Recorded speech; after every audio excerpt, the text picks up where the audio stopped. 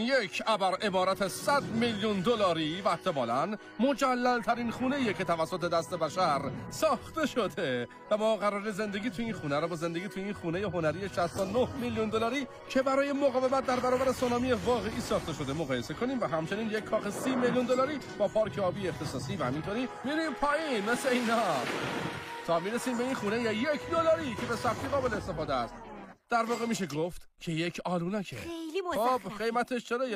چرا واقعا این خونه $1؟ خب احتمالاً با یه طوفان دیگه میره زیر آب. آها. پس $1 میارزه که از شرش خلاص پس داری میگی که این برای من یه سرمایه گذاری افتضاح خواهد بود؟ آره البته. بیا انجامش بدیم. فکر نمی‌کنم زیاد امن بیا. احتمال اینکه بیافتیم واقعا چقدره؟ خیلی زیاد. وای پسر اینا دارن میلرزن نشده. اون صندلیه رو ما نگاه. یه صندلی تشک و نصف کف اتاق اینجا داریم. واقعا میتونم از داخل خونه یه ماهی بگیرم. وای یکی گرفتم. البته سر کاری بود. حالا که میبینی داره حال میده پشیمون نیستی؟ نه نیستم. اگه $2 بهت بدم که پسش بگیری چی ها؟ نه. خیلی خوب تلاشمو یه کردم. پیشنهادی دارم. چطوره که از این خونه بریم؟ جلوتر توی این ویدیو یه خونه داریم که 100 میلیون برابر این خونه قیمت داره و چون دیگه اصلا قصد ندارم توی این کلبه بی ارزش پا بذارم بیاید بریم سراغ چیز بهتر. خب حالا ما جلوی یه خونه $1 میلیون هستیم که یعنی باید یه میلیونر باشی تا این خونه رو بخری. بریم زندگی یه میلیونر نشونتون بدم. اولین برداشت من اینه که خیلی از خونه من بزرگتره. وقتی $1 میلیون پول بدی آشپزخونه خوش اندازه‌ای گیرت میاد همراه با 4 تا اتاق خواب که عادی به نظر میرسن اما ادامه داره چون این اتاقی کمد داره که به همون میرسه که از خونه $1 بزرگتره. جالبه. این وان واقعا غول پیکره. من 2 متر قدم و راحت اینجا جا شدم. بی‌نظیر. اینم بگم همه اعضای خانواده دستشویی‌های مخصوص خودشون دارن. خدای من بهترین جای خونه همین طبقه پایینشه. برگام سالن سینما داره اینجا. سر این صندلی و صندلی ماساژ. وایسا چی؟ هر کدومشون 2 تا کنترل. 2 تا کنترل. علاوه بر سالن سینما شهر بازی هم داره. با $1 میلیون انتظار همچین ویژگی رو واقعا این نداشتم. خونه فوق‌العاده است. دوستم خیلی بیشتر میشدن اگه همچین خونه‌ای داشتم. و آخرش خب استخره که با این آبشار غیر ضروری کامل میشه. به طور کلی میگم که زندگی تو این خونه خیلی باحاله. اما البته ما همه اینجاییم که گرونترین گرونها رو ببینیم و برای همین گزینه بعدیمون این 15 میلیونی رو خونه 15 میلیونی. وایس ببینم هولش بدی. خدای من پسر، من مال اینجا نیستم. این شبیه خونه‌ایه که تو GTA میگیریم. وای خدای من. اون منظره محشره. استخر خیلی کوچیک‌تر از خونه $1 میلیون اما به معنای واقعی کلمه میتونی کل LA رو ببینی. کمک! هی کمک کنید. بس دیگه برید داخل. دوستای جدید لازم دارم. بیاید برید خونه رو ببینید. به نظرتون صاحب این خونه شغلش چیه ها بهم بگین. تو کار NFT. خب نه اون وکیله. این یارو توی 2017 وکیل برتر و توی 2021 وکیل شماره 1 شده. ظاهرا همین برای گرفتن این خونه کفایت میکرده. انگار برامون یه یادداشت گذاشتم. مستر بیست عزیز ممنون که از خونم دیدن میکنید. بهترین هدیه رو بهم دادید. تا ابد کارت برنده پیش بچه‌هام دارم. همچنین لطفاً هیچ کدوم از ساندویچ‌ها رو نخورید. اونا خیلی برای خودم و خانواده‌ام مقدسن و نسل به نسل منتقل شده. حله پایین یا بالا؟ پایین. میریم پایین. بسیار خوب. حالا داره جالب‌ترم میشه. طبقه پایین این عمارت سالن اختصاصی سینما و باشگاه شخصی داره. اینترنت میل برای استفاده رمز میخواد. 6969. اتاق مهمونم اینجاست. بخش سرگرمی و یه کافه که صابخونه کلی غذای رایگان برامون گذاشته. بچه‌ها قبل از اینکه چیزی بخورید اگه اینو گذاشته باشه تا بتونه برای خوردنش ازمون شکایت کنه چی؟ خب خیلی دیره. کار خوردشون. و این منظره زیرزمینی باور نکردنی از استخر. آره همینه. راست میگی. نولان میخواد برای ویدیو توی پس زمینه شنا کنه. فکر نمیکنه فهمیده باشیم که فیلم برداری تموم شده. آره یه بار دیگه انجامش بده. و حالا یه خواب مستر با یه منظره عالی دیگه. کارل بیا اینجا. خطا زدی. یکی دیگه. دوباره خطا زدی. نولان بگیرش. نولان خوب ببون میخوام بزنمش پسر. اینقدر کوسم پرت نکنین. اگه از لبه بیفته ممکن ازم شکایت کنه و برای اینکه با برگه های دادگاه روبرو نشیم تصمیم گرفتیم کل کشور رو پرواز کنیم تا ماساچوست برای خونه $30 میلیون. این ملک فوق‌العاده 16 خوابه است و 4 تا ساختمان مختلف داره. توی خونه اصلی چندین اتاق نشیمن وجود داره اما این یکی بهترین اتاق نشیمن این ملکه. اینجا واقعا بزرگه. این دفتر دیگه چی؟ بیزی شکل انتظار داشتین چه کتابی علاوه بر راه ثروتمند شدن نوشته بنجامین فرانکلین اینجا باشه ها؟ داداشمون هم لامپ ساختم کتاب. ادیسون لامپو اختراع کرده، بن فرانکلین خب بن نبوده. فرانکلین چیکار کرد؟ من این کتابو میخونم. بعد از اتاق نشیمن توی دفتر آشپزخونه بزرگی بود که اونجا صابخونه برامون هدیه گذاشته بود. صاحب این مکان با ساخت شمع پولدار شده. برای همین برامون شمع‌های مستر بیستی ساخته. اون بوی ساحل. آره چطور سال گذاشتن توی شمع. و اما بریم بالای ساختمون اصلی ملک. چندلر اینجا رو کشف روی کرد. سقف گلف بازی کنی. اون حتی نزدیک به باحال‌ترین قسمت این خونه نیست، چون همین بغل یک گاراژ پر از ماشین‌های عجیب و غریبه. این شبیه گاراژ بازی هاست. واقعا جالبه. لامبورگینی روی لامبورگینی. مثل آب نبات فروشی میمونه، از همه رنگه. بهترین بخشش اینه که این فقط یکی از دوتا گاراژ ماشینه. دنبالم بیایید. بازم هست؟ سر اینجا ماشیناش از اون ور بیشتره. خدای من. خب حالا فهمیدم اگه یه ماشین بدزدیم متوجه نمیشه. اصلا چطوری این ماشینا رو میخرن؟ سه تاشم واسه من بذارید کنار. خریدار این همه ماشین کار تمام وقت میخواد. خب یه در سری انگار این گوشه راپله است. بریم ببینیم کجا میره. پسر این مثل کمد ماشیناست. زیر گاراژ ماشینا یه ارتش دیگه از ماشیناست. واقعا برای اینجا باید روی کلید چراغ حساب کنن. 20 تا ماشین این پایینم و چراغ نداره. امکان نداره. نه.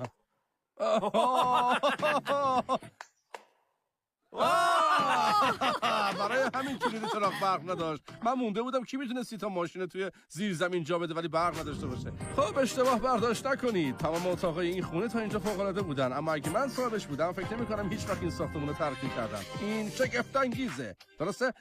به دلیل عجیبی هر کی که اینجا رو ساخته فکر کرده ایده خیلی خوبیه که زمین تنیس سرپوشیده نصب کنه. فقط می‌خوام یادآوری کنم که داریم داخل خونه تنیس بازی می‌کنیم.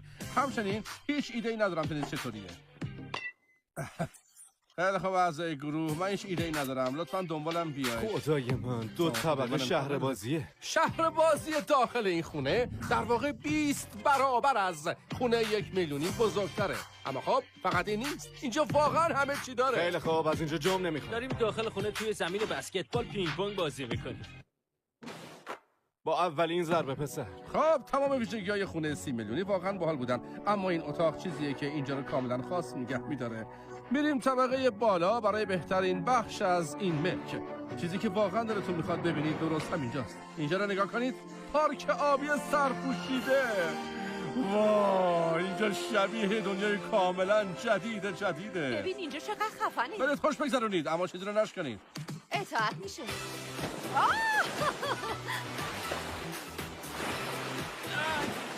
قراره همه با هم دیگه یه خورده سر بخوریم.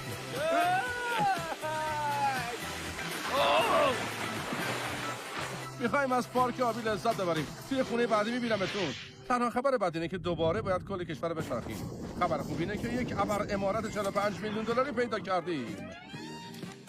خدای من، این دلبازترین خونه‌ایه که تا حالا دیدم. من نمیدونم این چیز با شکوه چیه، اما به هر حال زیباست. همونطور که احتمالاً متوجه شدین این خونه ها دارن خیلی گرونتر میشن. اصلا دیگه نمیدونم چطور باید توصیفشون بکنم. راستش زبونم قاصره. این احتمالاً زیباترین چیزی که تا حالا دیدم. برای همین از مولتی میلیاردر مارک کیوبن خواستم کمکمون بکنه. بله. حالا چطوره؟ خوبی؟ اوضاع چطوره مرد کوچولو؟ اینم بگم مارک صاحب افتخاری تیم بسکتبال دالاس موریکسه و این خونه زمین اختصاصی بسکتبال داره چون مورد علاقه‌شه. حواسمون پرت شد. بعد بگم جیمی موفق ای نمیشه. بابا زایه. بعد از کار بدازش. آفرین. پرتاب نداشتی. میزنیمش. برو یواش. همینه. خودشه. جک بازی رو تموم میکنه. بزنش. برنده بازیونه. آره همینه. آره. حالا میخوایم بریم باقی خونه رو به مارک نشون بدیم. حالا هممون خیس عرب شدیم. بریم بفهمیم که به نظرش اینجا ارزش 45 میلیون دلار داره یا نه. اگه براتون سوال شده استاپ البته انگار من رفتم. قیمت این خونه رو چقدر گفتم؟ 45 میلیون. ارزشش رو نداره؟ چون برنت‌ووده. احتمالاً نصف اون میارزه. یعنی میگه الان اون چوب برنج نه اسم محلشه. من فکر کردم داره در مورد چوب خونه حرف میزنه. خنده داره. این دستشویی واقعا خوبه. توی دستشوییت مبل داری؟ آره. واقعا؟ آره دیگه. خیلی خوب. باید نظر مارک رو بدونیم. قانون شماره 1 اینه که باید جات گرم باشه. همین؟ اون حسی که وقتی میشینی سرد نباشه. موافقم. لازم نیست میلیاردی پول در بیارید تو خوشحال باشید. فقط باید بتونید پول بیدو صندلی گرمکن داشته باشید. اونم تو توالت. چون بیشتر وقتمو اونجا میگذرونم. خیلی خوب. حتی با این که مطمئنم مارک دوست داره زمان بیشتری رو روی توالت‌ها اینجا بگذرونه، وقتمون رسما داره تموم میشه. پس شما رو تو بعدی میبینم. اما بعدی خونه رو داریم که قیمتش خیلی اتفاقی عدد مورد علاقه منه و حالا توی عمارت 69 میلیونی هستیم. انگار صاحبش آدم شروره. واقعا شرورانه. در واقع اسم خونه تو چطوره میرانده؟ خیلی بزرگتر از مال منه. بزرگتر از مال منم هم. دلیلی که این خونه عجیب توی بازار ارزش 69 میلیونی داره اینه که با مجسمه ها و آثار هنری گرانبها از سرتاسر دنیا پر شده. بیار بالا که هر کدوم از این آثار هنری ارزش دارن و ما میخوایم سعی کنیم حدس بزنیم. فکر میکنید این چقدر میارزه؟ به نظرم 100,000 تا. نظر تو چیه من میراد؟ میگم 80 تا. اون یکی از اینا تو خونه‌اش داره. آره یکی از اینا داره. فقط شما قیمت واقعی رو میدونید. راستش این یکی قراره باحال باشه. من میخوام بگم $1,000,000 چون درست پایین ورودی پلا قرار داره. $450,000. بله خیلی دقیقه. کاملا خیلی دقیق. خونه $30 میلیون، پارک آبی و همینطور 100 تا ماشین داشت. اما اینجا فقط اثر هنری داره. مجسمه بزرگی قرمز. اما این اتاق اینجا ما بهشون 30 بار قول دادیم که به وسیله داخلش دست نزنیم. بیاید یکی بریم. دست نمیزن. این دیگه چیه؟ این یکی از سیستم های صوتی کاملا آنالوگ خونگیه که توسط سازنده واکمن ساخته شده که یکی از اولین دستگاهی بوده که بهتون اجازه میداد موقع راه رفتن آهنگ گوش کنید. داشتن یه پل هواییه برای جابجا شدن که به این دلیل با دقت ساخته شده تا بتونه در برابر نیروی سونامی، اونم سونامی واقعی دووم بیاره. بعد اعتراف کنم که واقعا باحاله. میتونید سونامی رو قبل از برخورد با خونه ببینید و جلوشو بگیرید. چیزی که منظره رو کامل میکنه حیات همسایه‌شونه. میتونید کلشو ببینید. اگه اینجا مردی زندگی کنه که مخفیانه عاشق آدمی توی خونه بغلی باشه. آره اون نامزد سابقشه. میکنم رومئو و جولیت. و بعد دو تا اتاق آخر در انتظارمون بود. اونجا رو نگاه کنید. اون دیگه چیه؟ دیوونه ها. اصلا متوجه شدین که هواپیماها دارن اونو میکشن؟ چطوری این کار کردی؟ به این هواپیماها پول دادم و به حدود 1000 تا بیلبورد توی آمریکا پول دادم تا به همه اطلاع بدن که فیسفل بهترین شکلاتیه که میتونید بخرید. دیگه برنده دیگر رو ول کنید. فیسفل شکلات مدرنه. همچنین چون هالووین نزدیکه توی تمام این فروشگاهایی که اینجا میبینید این کیسه‌های بسته‌های کوچولو رو میفروشن تا بتونید توی هالووین پخش کنید. اگه نمیخواین توی هالووین لنگ بمونید مطمئن شید که برای بچه‌ها فیسفل میگیرید. خوشبختانه آبنباتمون مقرون به صرف است. اما میدونید چی مقرون به صرف نیست؟ خونه نهایی یا بعد بگم خونه 139 میلیون دلاری احتمالاً مجلل‌ترین ابر عمارت روی سیاره است. در واقع این عمارت 36,000 متر مربعی چیزایی داره که توی هیچ خونه‌ای ندیدین.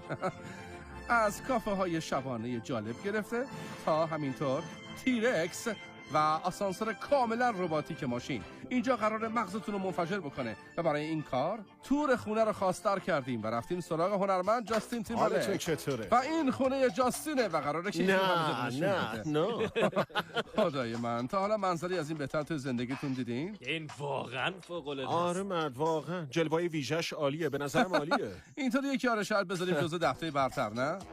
میذارمش جزو 5 تا. توصیف کردن بزرگی این عمارت واقعا سخته. 12 اتاق خواب و همینطور 17 دستشویی توی 3 طبقه پخش شده. همشون با یه منظره عالی از کل لس آنجلس. من همیشه خونه رو با آشپزخونه قضاوت میکنم. آشپزخونه مینیمالیست. این که راجع به اینا داری نظر خب میدی چه حسی؟ باید ادامه بدیم. آخر این تور اگه 100 میلیون دلار خرج کنه نظرشو میفهمیم. اگه خوشش بیاد پول آماده داره. پول نقد رفیق. همه چی توی این خونه از گرونترین مواد توی کل سیاره زمین ساخته شده. برای مثال دیوارای این اتاق به طور کامل از سنگ مرمر وارداتی از شما باید ایتالیا تخمین است. بزنین که چه مقدار مرمر توی این خونه استفاده شده. منظورم اینه که اون کاملا سفارشیه. معلومه. آره هیچ دیوار معمولی توی این خونه یافت نمیشه. دیوار معمولی؟ واقعا لوستر این خفنیه. لوستر بیش از 1 میلیون دلار قیمتشه و به معنای واقعی وزن سقف رو گرفته چون چندین هزار پوند وزنشه. همینطوری ادامه داره. نگفته بودی 1,000,000 پولشه، داشتم باش بازی میکردم. توی این خونه فقط 6 میلیون لوستر استفاده شده و اتاقهای طبقه پایین حتی بهترم میشن. یه خونه کامل دیگه این پایینه. اگه بیای اینجا اینجا جایی اتاق که یخه. منو زندانی میکنی؟ نه خواهشن نکن. خب اینجا قراره چیکار کنیم؟ فکر کنم ایده‌های اتاقشون تموم شده. احتمالاً 50% وجود داره که اینجا گیر افتاده باشیم چون هیچ دستگیری نداره. نه مشکلی نیست. خنده‌دار میشه اگه گیر می‌کردیم. قیافشون. اون دایناسور واقعیه؟ حالا که میدونی خونه یه دایناسور داره بیشتر وسوسه شدی بخریش، درسته؟ هنوز تصمیم نگرفتم. آها. واه اینجا اتاق کمداشونه. خب در حال حاضر هیچ کس مالک این خونه نیست. برای همین اسم افرادی که تو این سیاره میتونن پول خونه رو بدن اینجا قرار دادن. وارن بافت بیش از 80 میلیارد، الیسون 50 میلیارد، بزوس 100 میلیارد دلار. چند شده اسم تو اینجا نیست ها؟ خیلی خوب، بریم اون طرفو ببینیم. نولان داری واسه من قیافه میگیری؟ نه فقط نشستم واقعا به این خونه میای؟ ممنونم، همین هدف رو داشتم. دقیقاً همین. آره واقعا میگم. نولان قراره بره توی اتاق ادیت و کلیپش کنه. این آسانسور که مال ماشیناست 2.5 میلیون دلاره و یکی از دیوونه کننده ترین ویژگی‌های این خونه است. در واقع شما ماشینی که می‌خواید رو با تبلت انتخاب می‌کنید و اونو مستقیم به گاراژتون میفرسته. میدونم به چی فکر می‌کنید. مشکل اصلیش اینه که فقط 6 تا لامبورگینی اینجا جا میشه. آره. تو 10 تا جای ماشین لازم داری. همچنین این خونه تا اینجا بزرگترین سالن سینمای خونگی که تا حالا تو عمرم دیدم و داره. این تقریبا شبیه سینمای واقعی. تا اینجا این بهترین سالن سینماست و صندلی‌های قابل تنظیم دارن. فقط 100 میلیون پول همینه. اینجا رو ببین جیمی. وایسا ببینم دکمه ماساژور داره. حالا اینجا رو داشته باشی. پسر دکمه من کو؟ مال من خرابه، بیا جابجا بشیم. زود باش. باشه آره من خیلی خوب نمی‌دونم. چند ویژگی ماساژ امتحان. خدای من. امکان بیا نداره همش. فقط هم یکی باشه پسر. پسر عالیه. پسر اینو چه برگشونه؟ خیلی خوب، بیاید بریم طبقه بالا. اتاق خواب اصلی اینجاست. اونجا هم که دستشویی هست. خب اگه یه وقتی 10 تا مهمون داشتید میتونید اینجا کار بهشون جا من بدید. همینه مرد. نمیتونی با کسی بری اونجا، اساسا خودت یا خودت. اما برای دوش گرفتن میتونی مهموناتو اینجا بفرستی. حالا چه اهلش باشی. ای بودندش. و حالا میرسیم به بهترین بخشش، یعنی استخر. دلیل واقعی که این خونه اینقدر قیمتش اینه. دارم فشارش این میدم. یه صفحه به این نمایشه. صورت. به طرز عجیبی بزرگی. و خیلی هم حس کنده. دراما میده. آره. آه. جلوه رمانتیک و دراماتیکی داره.